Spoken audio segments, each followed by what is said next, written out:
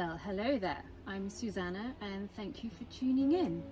So, today it's the turn of another Cicely Mary Barker little book, and this one is The Lord of the Rushie River, and it's in a series of books which you can see how tiny they are. They're only about 4 inches by 5 inches. Really, really sweet, and they've got the most beautiful book plates in them. So Cicely Mary Barker, known for her flower fairies, but she did so much more than her flower fairies. Beautiful book plates of these stories with the distinctive look. You can always tell her Cicely Mary Barker. It's the way she draws those faces really beautifully. Well, The Lord of the Rushie River, there's going to be a noise coming soon with the aeroplane coming over. It's about a little girl called Susan, and she lives by the river in a place called Rushie Bank. And little Susan is, she's an only child. She doesn't appear to have a mother, just like a lot of children depicted in storybooks around this time of the 1920s and 30s, just after the First World War. A lot of them are orphaned or don't have a mother or father. But little Susan does have a father who is a sailor, and he needs to go off to sea to earn some money for them both. And so he leaves his little beloved daughter in the care of this old woman, trusting that she's going to look after her. And Susan doesn't really have any friends because she's on her own a lot, but she does have the swans as friends who live on the river. So she spends a lot of time in the rushes making friends with the swans and the ducks. And there's one swan in particular who she nicknames the Lord of the Rushes. So anyway, the father goes to sea, and I'm not going to give the story away, don't worry. I want you to treat yourself to this book.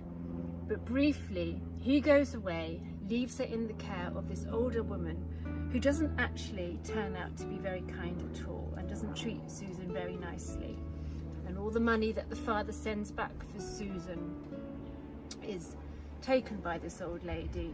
And so Susan never gets to get new clothes or new shoes. And so gradually over time, her dress starts to fall to pieces, and you can see here the beautiful front illustration cover there of her dress. Now eventually she and the older woman move away from Rushie Bank, and Susan isn't very happy at all, and she wants to get back there with her swan friends. And how is her father ever going to find her again if she's not in Rushie Bank?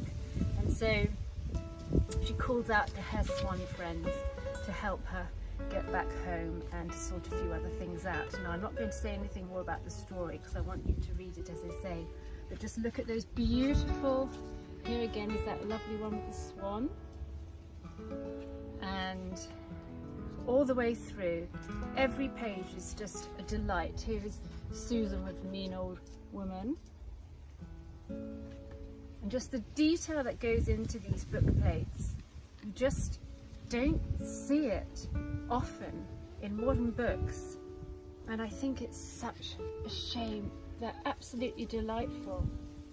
You just don't see artwork this detailed. But as I always say, they are children's books, but I'm talking to you adults because we need our bedtime comforts as well. And there's nothing nicer than cozing into bed and reading a nice little story from olden times when children were depicted as children and the idealism of childhood was around. Although, you know, we talk about orphans and things like that, but it's just one of those cozy storybooks, and it's very, very collectible. Still very affordable. Look at the line drawings here. So I just think it's important that we keep these little old treasures alive and they're not forgotten, and new generations discover them. So do look out for this whole series.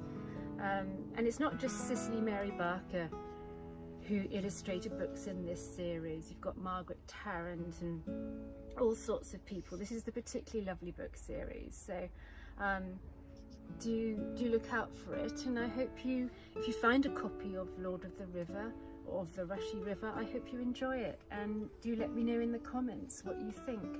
Thank you.